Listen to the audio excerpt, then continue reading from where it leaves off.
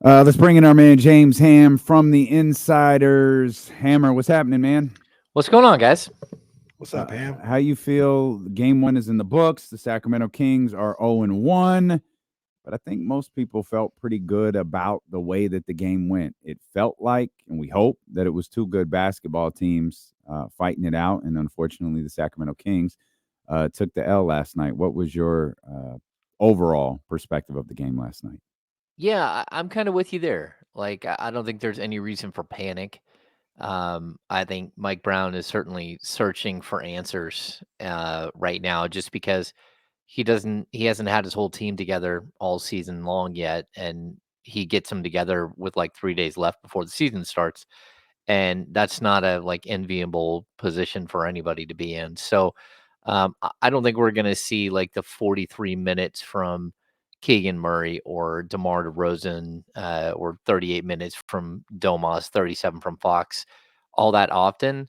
But maybe a couple of times during this early season, as he's trying to figure out who the other guys are and trying to get everybody kind of up to speed. So it's a tough look to try to work guys into the lineup without a single preseason game like Kevin Herter and Trey Lyles, but it's a situation that they're in, and they've got to kind of deal with it the best they can. And so I thought it was a quality game, and you lost, but you very well could have had Keegan Murray hit that three at the end, and we could have seen a different outcome, and everyone would be seeing a much different story this morning. Yeah, one of the things that we've been kind of talking about is win or lose, the things that went right for this team went right and they looked good. And if they would have won, they'd still have some things they got to work on. You know, you always want to have some things to work on after a win, but it doesn't fundamentally change what the team's performance was yesterday. I thought they played well. I thought there was things that they could build on. And you heard, with DeMar talking and even Mike Brown talking, like, okay, we got some work to do, but this was a good starting point for the season. Yeah, and I think the things that went wrong are, like, again, you're looking at a team that just hasn't played together. If you look at the big five that they have of Fox and Keegan Murray and Demonis Sabonis, DeMar DeRozan, and Malik Monk, those guys all played tremendously. De'Aaron Fox could have scored more points, but again, I don't think he played poorly or anything. Defensively, I thought he was really good. Um, the other guys who played, Trey and Alex Len, Doug McDermott for a few minutes, Keon Ellis, and Kevin Herter, they combined for 10 points.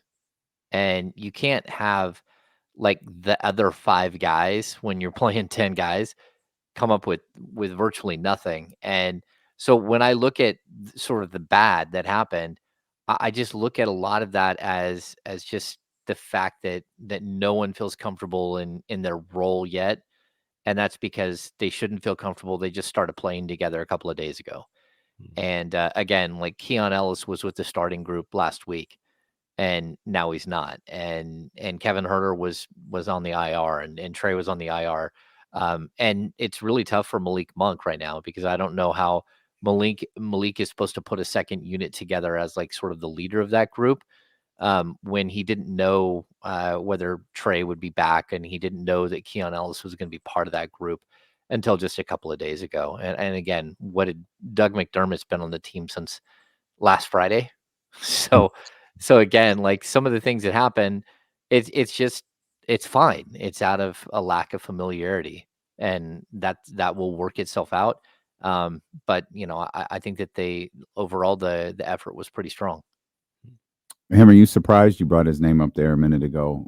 Keon goes from a starter into a reserve role with the return of Kevin Herter. Kevin only plays 20 minutes. I think we'll see that a lot this year. But Keon only played 11. Did that surprise you at all? Um, yeah, maybe a little bit, but again, I talked about this with Kyle earlier in the day. Like Keon Ellis hasn't really looked like himself throughout camp, and we're kind of waiting for this moment where, like, he's a very distinct player. Like you just see, like his energy level has always been just off the charts, and like his defensive energy level is crazy, and as soon as he steps on the court, it's just like, you can't stop from like watching him because he just stands out. And I don't really feel like we've seen that. Like I even talked about it on like some of his dunks, like the breakaway dunks. It feels like he was barely finishing some of his dunks, and I thought that that was weird. It just feels like for whatever reason he's not playing with this same like energy and pep that he usually has. And I don't know if it's that he worked really hard all summer and got all the way to training camp and had sort of burned himself out or something, or whatever the reason. But what I can say is that like all through training camp, he had an opportunity to just take that job, Yeah. and I don't think any of us felt super confident that he went in and just took it. And if he did, he would have been starting last night, and Kevin Herter would have been brought back slowly into the fold. But for my money, like I think that there's going to be a point where Keon needs to figure out what it is that he's not doing, versus what the player he was last year. And again, every player makes adjustments and everything else. And I'm not saying he didn't work hard during the summer because I know he did. Um, but for whatever reason, he just looks like a little lethargic compared to what I'm used to seeing from him as a player. And I kind of want to see him find that groove again. And so I'm not surprised he only played 11 minutes. And in the 11 minutes, I thought, yeah, sure, he was fine defensively on Anthony Edwards. I thought he started to give you some of that, what we're used to seeing a little bit, but it wasn't so much that you couldn't take him off the court. And it's not about scoring. Even though the one steal that he had on the baseline and then he forced up the jump shot on the baseline, I didn't hate the play, but I did look at like the other two guys that were crashing at the rim, and he easily could have found someone with in a better position to score. And it's these little things that I'm kind of wanting from him to be a little bit different. Did what did you think of Herder and Trey Lyles and how they played? They look like guys that were trying to get back into the groove of playing, real basketball games. But did they look hesitant to you? Did they look normal as far as their approach, or were they looking like they were favoring their injuries at all or anything?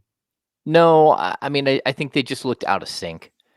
At the end of the day, I didn't think either one of them looked particularly like super strong in their role. And I think Trey, he instantly had to go down and defend Julius Randle, and it's really tough. Like I remember, it used to be something that the great teams in the early 2000s that the Kings had, Doug Christie would walk off the floor to go take a break and would literally look at Bobby Jackson and say, you better not let Kobe start cooking.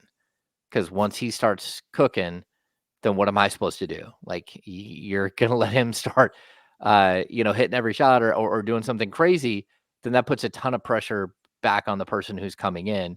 And I think, unfortunately for Trey, they bring him in to like kind of slow him down or slow down Nas Reed. And by the time that Trey got in to play those guys, they were both cooking. And it's really tough to come in and try to be a cooler because that's just not who Trey is. So I think he'll be fine. But again, he hasn't done anything in weeks. Like a groin pull is no joke. Sure, he can do upper body stuff, and there's some like non-load bearing like elliptical stuff that he can do, but overall getting back in basketball shape isn't going to be easy. I thought Kevin Herter, like if he would have hit the first three he took, like probably would have looked just like Kevin Herter. That's what it kind of felt like. He was I thought he was aggressive defensively. I thought he was good on help defense. Um, did again Anthony Edwards get cooking? Sure, but he's an excellent ball player, and sometimes that happens.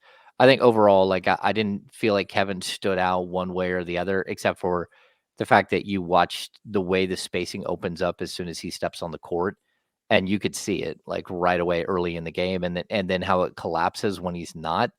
And the same thing happens when Doug McDermott steps on the court. Like everyone looks over, like, uh-oh, McDermott's on the floor. Everybody better be ready for the 3-point shot. And, again, Kevin needs to start hitting those, but like there wasn't anything in his game that just like left me disappointed with what happened. He looked like a player who just spent 7 months trying to work his way back onto a court.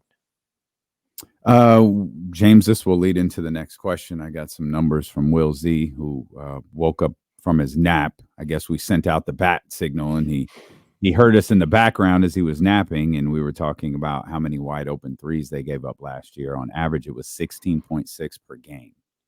16.6 open threes per game. That was the 19th most. However, opponents shot 42.3% on those 17.6 per game threes, and that was the highest in the league. James, we saw the Kings give up 23s last night. We saw them give up a lot of wide open threes, made threes, I should say. We saw them give up a lot of wide open threes in Minnesota's 50 attempts. This isn't a one-game problem. This is dating back to last season. How much of a concern is it for Mike Brown? Yeah, I mean, I think it's always going to be a concern until it's not. They were so much better defending the three in the last 25 games of the season once Keon Ellis stepped onto the court and started playing major minutes last season. So that's one solution. But I also like if you look at the threes, the distribution of 3-point shots, I think they actually did a pretty good job of defending the three. You know, Naz Reid started shooting laser beams from like 30 feet. Julius Randle is not a good 3-point shooter typically throughout his career, and he lights you up for 5 of 6. But look at Dante DiVincenzo's numbers. What was he? 1 for 6. Look at the one other guy that did. It was Alexander Walker. He got it. I think he was 3 for 5. But Mike Conley, 2 for 7. You know, Anthony Edwards, 5 of 15. So sure, if somebody wants to shoot 15 threes to make 5, you'll take that every day. So my point is that I don't think they necessarily were horrible defending the three, but some guys that typically aren't like crazy hot shooters did get crazy hot. And you know, again, if Julius Randle would have hit 2 of 6, like what is more like standard with his shooting percentages, then you know they would have given up 17 of 50, and that's only 34%. And that's where like you're kind of looking at it like, did they give up 20 made threes? Sure, but would that happen every single time they played that team? And I don't think the answer is yes, especially with I think they did do a good job against some of their standard 3-point shooters, except for Alexander Walker, which I think you know he's a guy that they needed to cover better, and whoever's fault that was, I don't know. I haven't gone back and looked at fully, but you can't leave him open on the perimeter. In general, Ham, what do you attribute um, their lack of defending the three well to? Do you think it's a personnel thing, like the players that they have aren't capable, or do you think it's more of a scheme and the way they defend their thought process on defending? Which one do you kind of lend that to? Because like we talked about, it's something that is going on a couple, well, at least one season of it. We saw it in the preseason, and then it was something that was an issue last night. So, do you think it's just the personnel, or is it the way that they defend out there that lends itself to leaving open threes up? Okay, so they made a change in the way they defended the three during the season last year. We had a conversation with the coaching staff at one point, and you know, last year it used to be race out to the shooter and get in their chest, right? Be like right in their chest, and that's how they opened the season defending the three. They changed mid-season to what they call the high five. So as opposed to like breaking down, taking short steps, choppy steps as you get close to the 3-point shooter and sort of like getting into their body, the Kings started doing, they would fly out to the shooter with a raised hand and literally try to high five the shooter because that's allowed in the league. You can't hit their wrist, you can't hit their forearm, but if you hit their hand on the follow through, that's okay. And so that's why we saw some of the improvement last year with the 3-point defense as the season wore on. I think they still finished like 29th, but where they were midway through the season and where they ended was like they did not give up nearly as high percentage in the final month and a half of the season. They're carrying that over into this season, but there are going to be some structural changes to what they're doing. as a defensive team. Jordy Fernandez left and went to the Brooklyn Nets. Luke Laux has taken over as a defensive coordinator for the team. It's his job to draw up these plays. They still have the same exact defensive identity where they protect middle and they shield guys towards the outside. What they don't do though, their rotations are a little different. How they hedge towards shooters are a little bit different, and so I think the guys are learning some of that stuff. And once again, we can talk about, Kevin Huerter and Trey Lyles and these guys missing time as like why the offense isn't working all that well. But you also have to remember that that's part of the defensive problems as well. The rotations are going to be a little off until those guys truly learn what's happening and get back in game shape and all that stuff. So I would put it as like it's an issue or a concern uh, because it was a trend that happened last season. But I also think like we saw the team get better during the season. And so if they can figure out how to get back to who they were at the end of the season, they should be okay. What'd you think of De'Aaron Fox last night? I think he's trying to figure out, like, make sure that everybody's happy. And he's trying to figure out not where he belongs. I think he knows where that is, but he's picking and choosing his spots. I think, anytime your point guard walks out of a game and has 11 assists and 2 turnovers, he's done a good job regardless of what he scores. I think we all expect him to score more than 15 points in a game, but you had DeRozan go for 26 and Domas go for 24 and Keegan's right there at 23, 24. Like, you can't have everybody score every single night. Even Malik Monk comes in and gives you 17. So there are going to be nights where each of these guys have lackluster, overall scoring nights, but he wasn't inefficient. He wasn't like, there wasn't anything crazy. And I think, look at the point guard play from Minnesota. Mike Conley was a non-factor in that game completely. And so was Dante DiVincenzo. I think he was 4 of 10 from the field. Connolly was like 2 of 7 or 2 of 9 from the field. I think he did a really good job defensively, and he sort of stopped the point of attack. He did, like everybody else, go up against Anthony Edwards for a stretch here and there. But look at how inefficient Edwards was, and that's the second straight game. I think against the Lakers, he opened up 10 of 25 from the field. Last night, he was 10 of 24. And, sure, did he hit some shots that hurt you, especially late? Yeah, but I wouldn't put a lot of that on Fox. So again, I think Fox more than anyone else is like in feel out mode because DeMar DeRozan's there. I would have liked to have seen Fox take over in the fourth quarter instead of relying so much on DeRozan. But I also would point to the fact that he knocked knees pretty bad with Dante DiVincenzo midway through the fourth and had to go sit for a few minutes while they made sure he was okay. And in fairness to that too, DeMar was really good in the fourth quarter. I think DeMar and Domas, I think, had 8 points each in that quarter. Yeah, the only problem with it, you had like the 2 or 3 plays in a row where DeMar really forced it.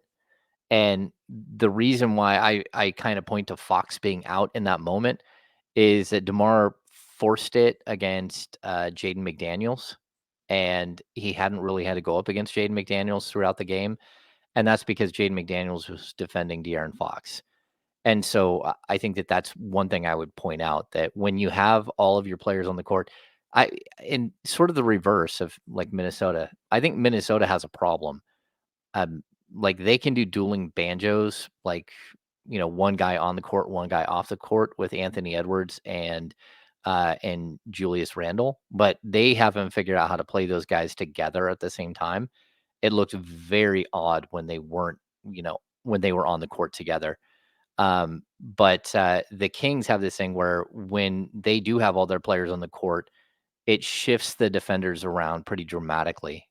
Again, Fox was defended by a guy who's really close to an all NBA defender in McDaniels the entire game, and DeRozan wasn't. And then as soon as Fox stepped off the court, DeRozan felt what that looked like. Where as opposed to Minnesota, is that you started the game with Keegan out on Anthony Edwards, and I thought he did a great job in the beginning of the game defending Edwards. But Randall got loose. Then you shifted Keegan over to Randall. especially when Anthony Edwards went off the court. And I thought he did a good job slowing down Randall as well. The Kings have like one primary defender that they're dealing with. And, I think that the way that they balance their offense is really good, where I don't think Minnesota still has that balance. Do you think that DeMar DeRozan, as time goes along, will be the guy making the decisions in the fourth quarter? You think that's just something that kind of happened because Fox went out, but he seemed to handle the ball a lot, run the pick and roll, and it wasn't always just to shoot; it was facilitating. But we saw, especially when Fox was out, him kind of being a de facto point guard, bringing the ball up, initiating the offense. Do you think that's a role that he's going to settle into here, or maybe we see Jordan McLaughlin, maybe we see Malik Monk running the point? How do you think that works out? Yeah, I think we're going to see more Monk, unless he's on the court by himself. Like if DeRozan is on the court without those other two, yeah, sure, he could be the backup. He's the guy you're going to run the offense through, sort of. But there's a lot of things that are like a lot of moving pieces that Mike is trying to figure out here, and a part of it is figuring out when you are doing half court offensive sets. Who are you calling the plays for? And, we want to talk about this being equal opportunity offense. And that's true when they're flying up and down the court, but it's not true when then they're in a true half court set. They are calling plays for specific players. And again, these guys have to learn each other. I think what I saw from DeRozan in like that little short stint, like a minute and a half in the fourth quarter where he totally forced things, he just wasn't comfortable going back to Domas, and that's something he's gonna have to figure out really quickly, because Sabonis was absolutely cooking, and you needed him. You probably should have got him the ball a couple of times on those dives to the basket. I would also point out, like, one thing that tells me that the offense isn't where it's going to be and isn't like working the way that everyone thinks it will, is that Sabonis had 1 assist on the night. Yeah. And it's sort of like the magical number. You look at him and he he rolls out of bed and gets 8 assists. It's not just that he averaged 8.2 last year, is that almost every game in the season he was between 6 and 11. And to see him with 1 assist is a little different. So I would like to let this thing play out a little bit, let these guys move around and figure each other out on the court a little bit more. Overall, though, so we talked about defending the three. Hammer, what about taking the three on the offensive end? You just mentioned they're talking about Domas. One of the places Domas gets a lot of assists is that inside out game to Keegan or Kevin or Malik De'Aaron, whoever. We didn't see a ton of threes taken last night. They shot at a fair clip. 37% is far from bad, but 11 of 29 is very unlike what we've seen from the Kings in the last 2 years. Yeah, I believe they averaged 39 a game last year. And Mike Brown addressed that a little bit in post game.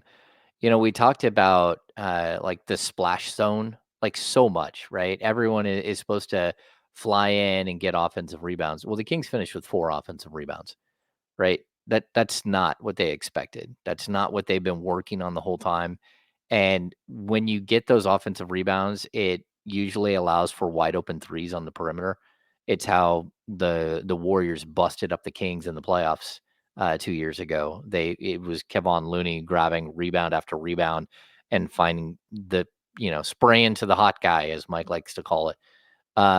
So Wow. anyway, I think that you missed quite a few opportunities there.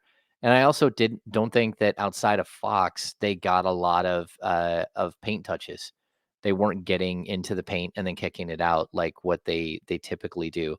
So they're still learning each other. And I wouldn't, again, I'm not like freaking out because they took 29 versus 39 threes. They also were really efficient in their 2-point baskets.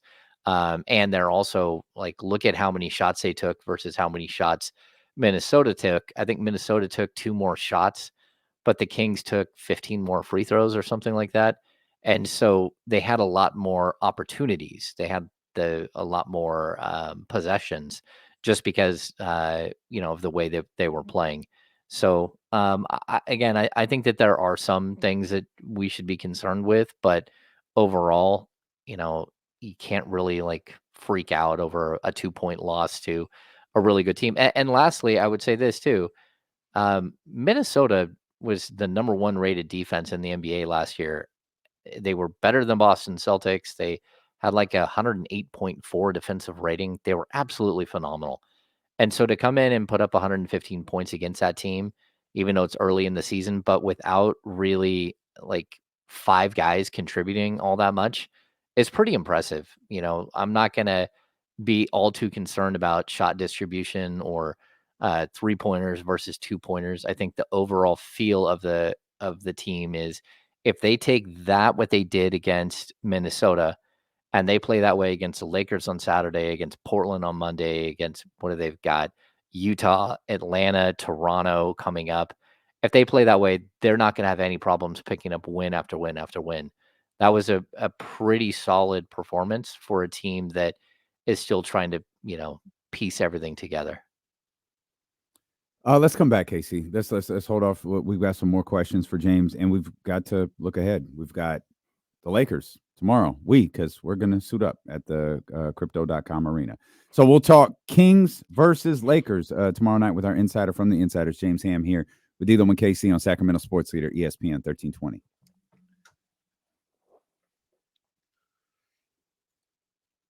I flipped over to KSFM. Are we out of bubbles today?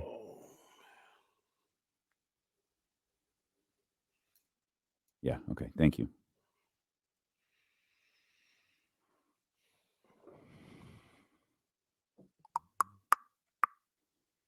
What you got going on this weekend, Hammer?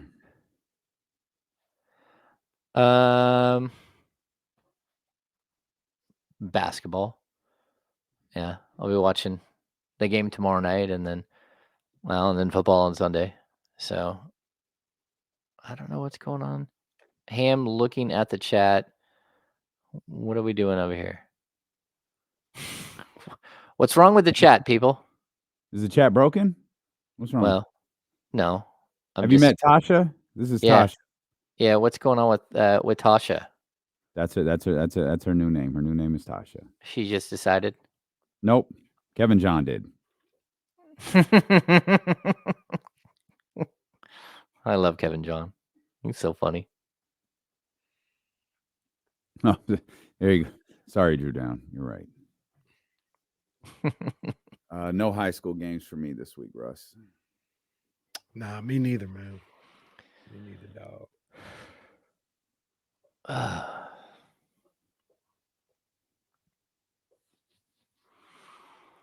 Oh, Johnny G had me cracking up towards the end of our show. Ridiculous.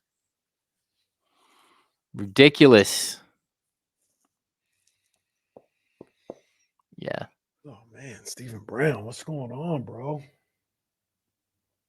What's Stephen Brown? All right.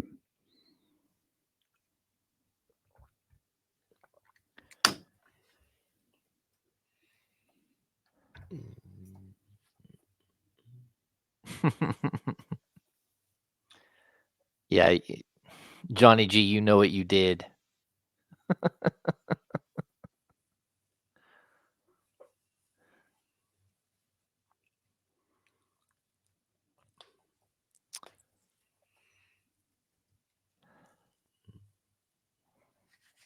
What do you guys got going on this weekend?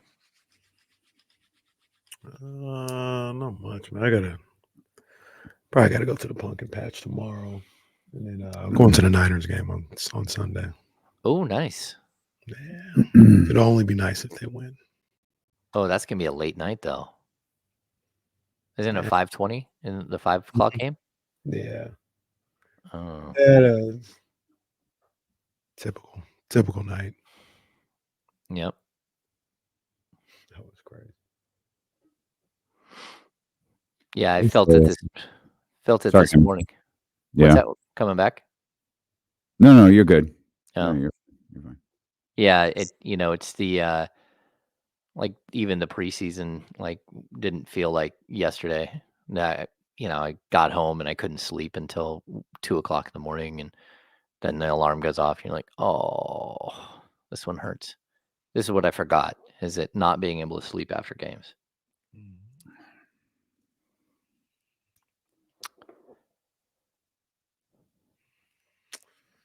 Yeah, I don't know what pumpkin patch I'm going to. I got to figure that out. We'll probably figure that out soon. Last year we went to the one out in West Sac. That was nice. It was cool. Hmm. I'm not a pumpkin patch guy, but I think the kids enjoy it. So Bishops is off of Old Auburn, right? It's over in Citrus Heights, sort of. Am I wrong? I have no idea. I couldn't tell you. I couldn't tell you. I have absolutely zero reason to go to a pumpkin patch. They're starting to get overpriced too. Like, settle down. You got a bunch of hay and some pumpkins. Like, I don't need $25 to walk through this gate. Oh yeah, maybe Bishops is in Wheeland. Yeah. Okay. I promise do you, it I'm here. not going to Bishops. Okay, Lonnie said it was Sacramento. Like Elanius. Bishops is overrated. That's funny. West Sac. Oh, that's way out there. I have been to Bishops. Forgot about that. And it's like a lot of stuff going on.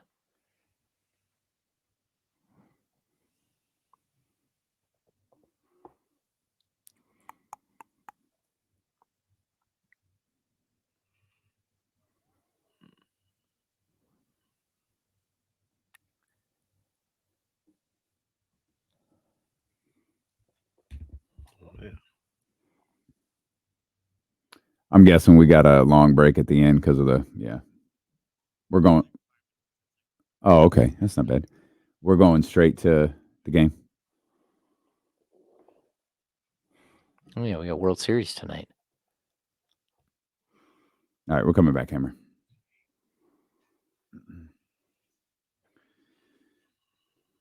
A couple of quick notes here. Remember to head over to trainwithmap.fit/ESPN1320. Take advantage of the free nutritionist consultation that you can book right there on the website. You can book it through Zoom. You can do a phone call. You can do it in person.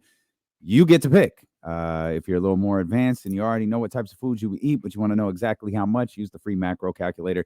That is awesome. It's right there on the website. Tells you what types of calories that you need to consume. Also has a link to Maptrition, where you can grab the all-day BCAAs that you see me drink throughout the day, the strength enhancers, the fat burners, and, of course, the protein powders that our man Greg told us so much about when he came in here and spent some time with us a couple of weeks ago. It's trainwithmap.fit/ESPN1320. Make sure you're following us on social media. This weekend, we're going to have some really cool videos coming out of a training session we're doing out at their beautiful Granite Bay facility tomorrow morning. Excited to show everybody that. Also, at the top of the hour, the World Series, baby. Game 1, Yankees at Dodgers. We have got that coming your way again at the top of this hour. We'll take you out to the World Series, or at the top of the next hour. Excuse me, as we bring James Ham back in here. James Ham, our Kings insider from the Insiders. The Sacramento Kings 0-1. However, they got the Los Angeles Lakers coming up tomorrow. And I don't know if it's a good thing or a bad thing that they have dominated the Los Angeles Lakers over the last 2 years. Of course, Casey pointed out earlier, it's the Lakers and Suns tonight.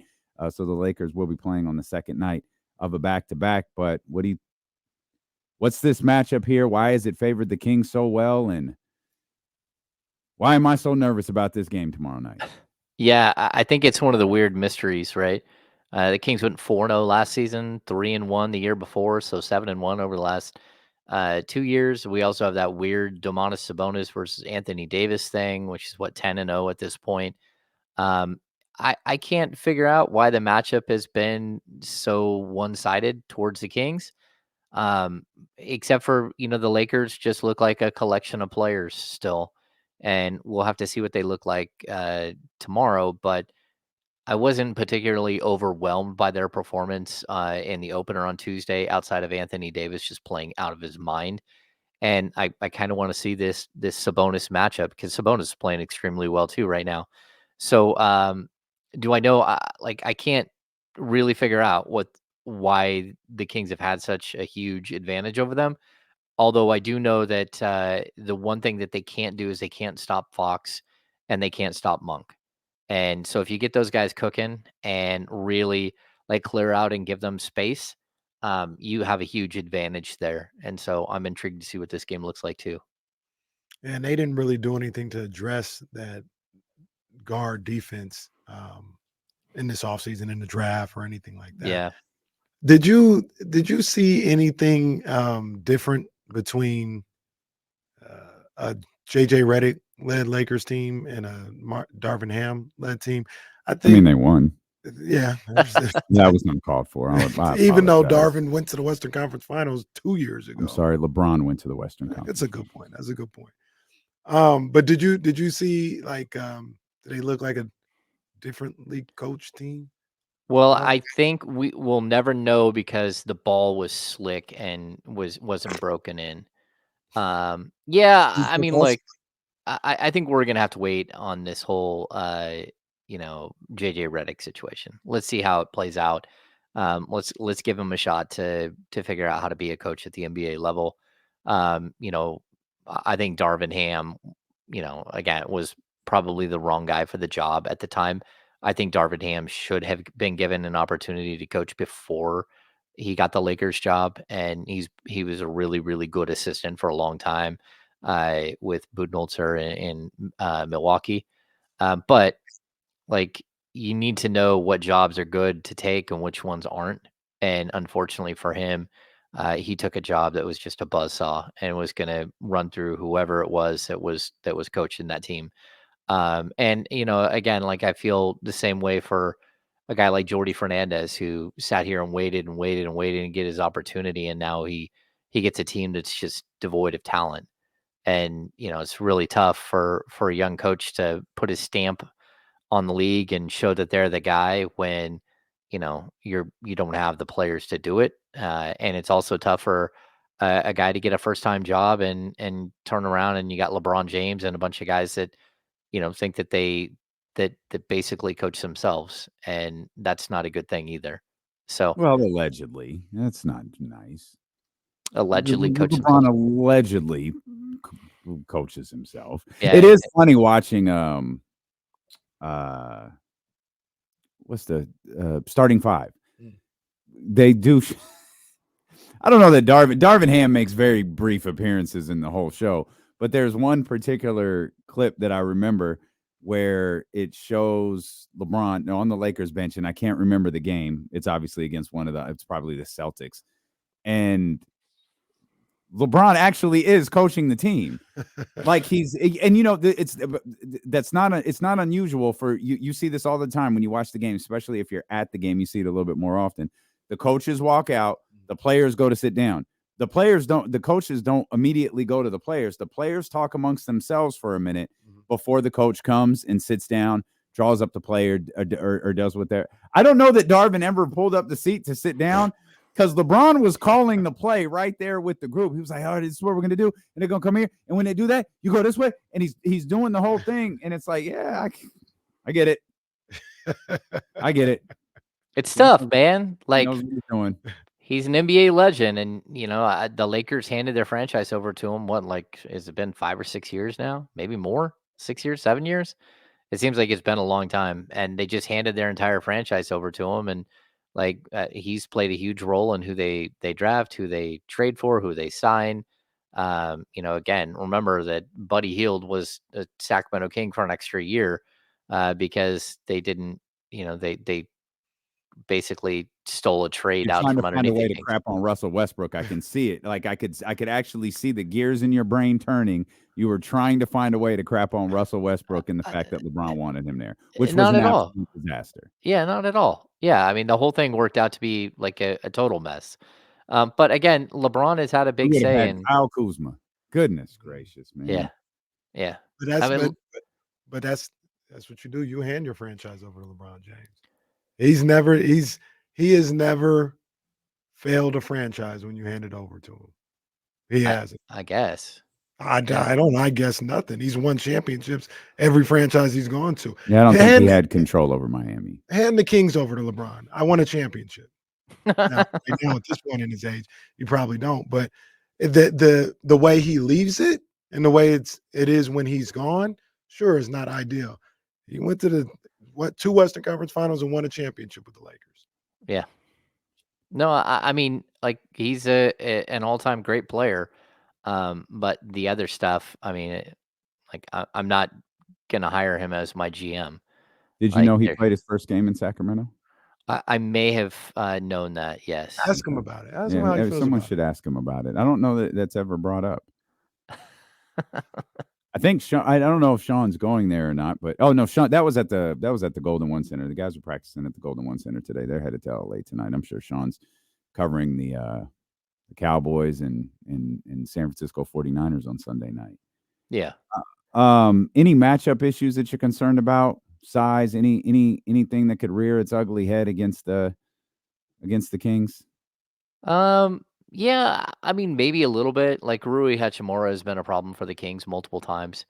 You know, I kind of want to see how Keegan Murray fares against LeBron James, and then just like I think we should all be sitting here wondering like just how unfair is it the one night you start a game on Anthony Edwards and then have to shift over to defend Julius Randle and then come back 2 days later and have to play LeBron James. Like Keegan Murray, what he has to do as a player is really bizarre. Outside of that, like I don't know, like they have a bunch of random guys that any of them can get hot at any given time. D'Angelo Russell is a guy who has just torched the Kings so many times throughout his career. He's one of those bona fide Kings killers. Like, but overall, I don't love the build of that team, and it's the same exact team from last year that wasn't very good, and that the Kings were able to maul. And so, we'll have to see what the Lakers look like, and if LeBron is the same player he was on night one, that's gonna be tough for them to win nearly as many games. Like they almost have to have him not only play like 70 something games, but be that same guy who's like 25, 5-5. Let me ask you something, James, because you talked about it a little bit on the insiders earlier, and just want to hear you bring it up again. We saw DeMar DeRozan guarding Julius Randle in that fourth quarter last night, and you've talked about in the past about how that may be where they miss Harrison Barnes. He's a guy that will guard Julius Randle, will guard Zion, will guard LeBron James. Do you think after seeing it maybe one time and getting a feel for what it looks like, do you think DeMar DeRozan can be that type of guy that takes on those different assignments of maybe, like I said, those guys are different body types, right? That you would just kind of throw Harrison, hey, good luck, Harrison. Do you think DeMar, after seeing him against Julius Randle, might be able to hold up against those type of assignments? I don't know. I mean, Julius Randle did go crazy last night. Um, I think it's going to be tough. Like it depends on the night. DeMar DeRozan is like he's been in the league year 16, right? So he's a smart guy. He knows the game of basketball. As a team defender, he's going to be fine. Even as like a one-on-one defender against, I think he's going to be better against sort of the power guys than he is against like speed and quickness. Just because he's 35 years old. Like, is he going to be the problem of the Kings defense? I mean, he might not be a solution, but I'd also like I've talked about how much Harrison Barnes helped, defend some of those guys, but it's not like Zion Williamson didn't torch him every single time the Kings put him. That was just the guy the Kings put on players. And yeah, I would say the same about LeBron. Like Harrison did his best to slow those guys down, but he didn't stop anybody. And at the end of the day, Harrison Barnes, especially like defending the three, wasn't very good. I think DeMar DeRozan can be perfectly fine, especially defending the perimeter a little bit. As far as like defending the biggest of the bigs or a guy like LeBron, I don't love that. I think that's why you have Keegan Murray, and I think it's why all of us were hoping to see more Keon Ellis. So Keon Ellis could do something like defend a guy like Anthony Edwards on the perimeter and allow Keegan Murray to go defend a guy like Julius Randle. But until that kind of comes to fruition and he earns his way back into like a full-fledged rotational spot, I think we're going to have a lot more of like Keegan Murray, and then whoever has to guard everybody else it could be a problem. I think one thing for us, Hammer, that we spent a lot of time talking about, particularly to open the show, was Demar Derozan is as advertised. Like, he was so good last night, and the fact that he scored 26 points while taking 2 threes and making 0 of them that's the Demar Derozan statistic. Like, that's the one where we're like, yeah, this dude's going to be able to dominate the mid range. He's going to be able to dominate different parts of the floor. Like, he was exactly what we talked about since July 5th or 6th or whatever day that was.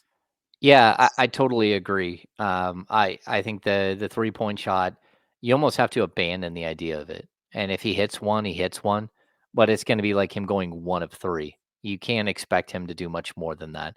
It's just not his bag. I'd say the other thing that we talked about once before, and I think really, really showed up in game one, was that he got to the free throw line 14 times. And not only did he get to the free throw line, but the Kings went to the free throw line like 35 or 36 times, Mhm. and like way more than Minnesota. And I don't feel like he's like your standard foul grifter. Like but his pump fakes and stuff like just gets him to the line all the time. And the way he plays, the way he leans into a player when he's going through traffic, like I think that this is one of those things that's really going to help the Kings this year, because what it does is allows you to play with a lot of pace Mhm. and have breaks, because he gives you basically the equivalent of many timeouts all over the court, because he keeps stopping the game by going to the free throw line. So you can play at a faster pace and not worry about it nearly as much, because every fourth, fifth possession you're getting to the foul line, whether it's him or someone else. So yeah, he definitely is as advertised. I was again a little bit disappointed in the way he forced stuff there for just like a minute and a half, but those things happen, like it's not like De'Aaron Fox or Malik Monk or even Domantas Sabonis haven't forced things on multiple occasions and cost the team a couple of possessions. We have the game last year where Sabonis turned the ball over 9 times. We're gonna have like disappointing moments for everybody, but that would be the one thing where it's like with this team specifically, you don't have to have him be like Superman. Like, he doesn't have to be that guy all the time. Once he figures that out, that relying on the players around you and the system, I think he'll even be better. I don't think better as in he'll score more points all the time, but I still think he's a walking bucket. And I was telling Kyle about it, and I saw the same thing that you guys saw in that fourth quarter stretch where maybe I called it earlier. He went back to Chicago, Demar a little bit, but one positive that I thought came out of that was the lead it got to 6 from Minnesota, and right when it got to 6, it was like, oh man, they're on the brink. Like they need a bucket in a bad way right now, as this could get out of hand. DeMar was able to put his head down, attack the basket, got fouled, got to the line, and hit his free throws, got it to 4. And that's something that seemed to be missing last year. Somebody that could slow down those type of runs and, keep the game from getting out of hand. And instead of it going from 6 to 8 or 9, it went to 6 to 4, and you were able to stay into the game. And I thought that's one of those things that he's going to bring to the table on a consistent basis. Yeah, it's a Zebo trait. It's Mm, something that Zebo did for that team that stopped them from being like a 20-win team. mhm, And when Fox was a rookie, every single time the Kings got in trouble or someone started to go on a big long run, and next thing you know, it's a 6-point run that instantly leads to like a 12-point run or a 14-point run. Zebo would call for the ball in the post and go down and score and break it up. And mhm, even if it was Zebo getting to the free throw line, you have to have those players on your team, the guys that they shoot 60% or 50% from the field, but when they need a bucket, they score a whole lot more than that. mhm. And I think that's one thing that will kind of help break up the runs. And like remember last season, how many times we saw these games of runs with the Kings where it was like 12-0 run, 8-0 run, 12 8-point run one way, and then 15-point run. it was just like all the time we kept seeing these like crazy swings in a game. That I don't think DeRozan will allow something like that to happen, because that's kind of not who he is. You mentioned this. I kind of I don't know. You didn't really elaborate on it, but you kind of mentioned it. You talked about the amount of free throws that DeMar took, stopping the game, slowing things down. What about the Kings? 35 free throws for them yesterday. That is not. We've seen them have 11. We've seen them have very low numbers. Like that's and DeMar, obviously 14 free throws. He deserves a lot of credit there. But we saw Domas get to the line 8 times. Sometimes he could get to the line 40 times. They just don't call those fouls against him. But he got to the line 8 times. Like those, it felt like those guys, with not taking the three, worked hard to get to the line. Yeah, I mean, if you're taking twice as many free throws as the opponent, that's huge. And I know, like, the Timberwolves were very frustrated with the officiating the whole night. I didn't see the Kings really get all that frustrated with the officiating, and it's because the Kings were playing like hard-nosed basketball, and I didn't feel like that. I thought Minnesota was not great defensively, and they were doing a lot of things to like reach and grab.